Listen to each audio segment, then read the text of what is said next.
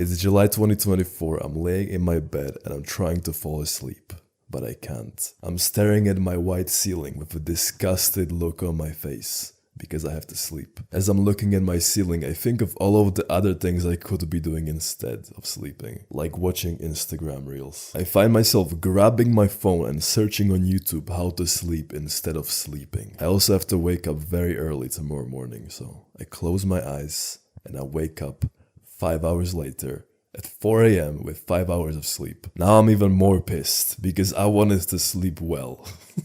Now it's 4 a.m. I have to get up very quickly because in 1 hour I'm meeting my friend and we are gonna drive to Vienna to work. I'm standing in the driveway of my house looking at the sunrise, waiting for my friend Miro to pick me up. As I'm looking at the sunrise, I see a silver Toyota approaching me. And I know it's Miro. I open the doors to the back seat and I hear Miro say, "Shh, be quiet." And as he says this, I see Mark, my other friend, sleeping in the back seats.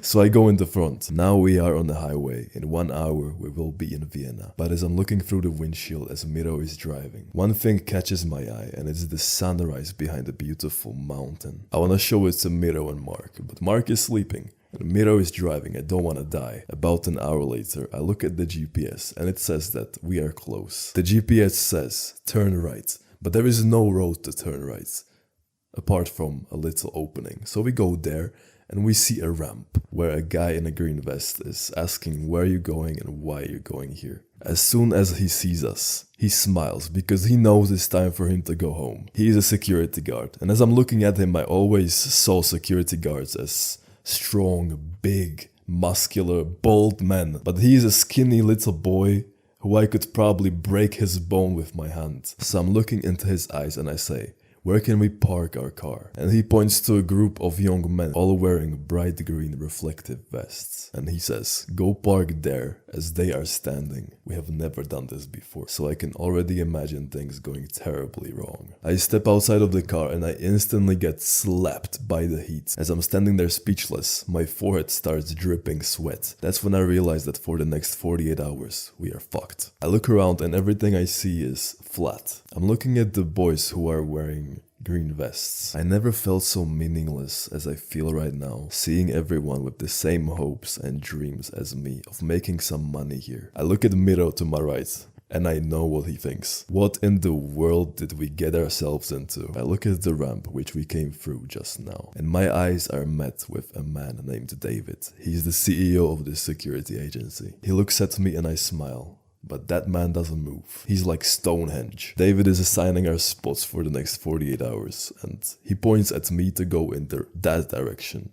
When I look there, I see trees and fence. So my immediate thought is, are we gonna be guarding trees? And he explains to me how nobody can climb the fence, especially in the night. And he also tells the whole group, if I find somebody asleep during the night, you're going home with nothing. So me, Miro and Mark, we arrive at the fence and the trees. And we say to ourselves, what are we supposed to do here, bro? There's literally nothing. All we have are 3 chairs to sit on. And that's it. I brought my small refrigerator for some food. But it's not gonna help because it's like 36 degrees Celsius, so there's no way the food is staying cold. And we're gonna be here for 48 hours, and you can't sleep here. So we sit on our chairs, Miro to my right, Mark to my left, and we are looking at a field, sort of. It was a former airport. In the distance I can see little mountains. In the evening, as the sun is setting down behind the mountains, I look at Miro and say, we have to come up with a plan, bro. Because we can't not sleep for 48 hours. This was my plan. We are gonna switch every 100 minutes. One of us will be guarding and 2 of us will be sleeping. Because you cannot get caught sleeping by David. I'm watching the sunset just below the horizon. And I think this is a perfect plan. We are gonna make so much money and we are gonna be fully recovered from sleep. As I'm thinking this, Mark is eating a yogurt, which has been on the sun the whole day. 5 minutes later, he says that his belly hurts. And 10 minutes later, he is vomiting on the grass. He's so loud that David hears him, and he's coming straight to us. I see David in the distance, walking to us, And I know what he's thinking. One of us is going home. I should have told Mark to not eat the yogurt. He is now a few feet in front of me and I can see the angry expression he has on his face. He's wearing black shoes, black trousers, black t-shirt, and he's clenching his fists. As I'm looking at him, I look at Miro briefly, and I see that he has death in his eyes. David is now standing in front of me, maybe like arm's reach. I look into his eyes and he says, Miro, stay here. Mark, go there. Lucas, come with me. And my world falls apart because I realize that we are not going to sleep tonight. So I follow David, but he leads me to a place far away from Miro and Mark. We are all alone. David tells me that this is where I'm gonna stay the night. So he leaves and I'm standing there looking at a chair, a table and 3 vans, blocking everything from my view, so I can't see anything. It's now 3 a.m. I'm sitting in this chair looking at the 3 white vans. My body desperately wants to sleep. My head is falling down on the table constantly, but I wonder why he didn't say anything to Mark when he was vomiting. But then I look up and I see him sleeping on the grass in the distance. Now it's the next morning and David comes to me and says, go back to Miro. You're gonna be with him the next night. As I'm looking at David, I feel the eye bags under my eyes. I get up from my chair and I start walking to where Miro was. And I can see him now. He is 23, but he might as well be 300. He looks like as if he didn't sleep for 5 nights. So as I'm walking to him, I burst out laughing because his face is so funny and so is mine. He's laughing at me as well. So I arrive at the fence and the trees again. We have no idea where Mark is. I'm sitting in my chair, people walking past me, car driving past me, and I fall asleep on my chair. But then I wake up because I feel myself falling down. I think to myself, I've never slept sitting. As I'm looking at the cars driving past us, I wonder, how are we going to survive this night? But now it's evening again. I see the sun setting below the horizon. But now, I'm happy because I know I will be with Miro and there is some chance of us getting sleep. As it's getting darker and darker, I tell Miro to go sleep first. So I'm looking at his puffy eyes and his sleep-deprived smile. And he looks at me as if I gave him $10 million.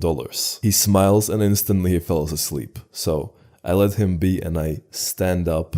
Everything is dark now. So I'm looking into the darkness. I see occasional lights from the quad David is riding. He's driving all around the area to catch people sleeping. But this is not going to be us. I'm going to see David and I'm gonna wake Miro up before he comes. That was my plan. I'm standing, I'm looking at Miro, I'm looking all around us, and I wake up 5 minutes later on the grass. I have no recollection of anything that's happened, but now I see the lights of David's car driving right to me. But he doesn't see me, so I go to Miro very quickly to wake him up, and he almost punches me in the face. He checks on us if we are sleeping, and I see him driving away from us, so I tell Miro to sleep again. So I'm looking into the darkness, guarding Miro as he's trying to fall asleep on an old crooked chair. But I'm struggling to stand on my feet because my eyes are closing. I can't keep them open. I feel my body getting weaker and weaker. I feel myself falling down to the ground. But then I wake up and I'm back on my feet again. At that moment, my friend, I realized how important sleep is. I'm thinking back to my sleepless night 2 days ago. I realized how stupid I was for choosing something else over sleep. When now all I want is to just lay down and sleep, but I can't because David is riding around, catching people asleep. That's the moment I realize how ungrateful I was for sleep and how precious it is. As I'm looking at Miro in the darkness, sleeping on that crooked chair that's about to break any second, I smile because I know when I get home, I will sleep like a baby and I will never choose anything else over quality and proper rest. My friend, if there is one thing you can take away from this video, put sleep on a pedestal. It's that important. If you like this video, my friend, join us and click the subscribe button right now. If you didn't, never come to this channel again because this might not be for you. We go above and beyond. Bah!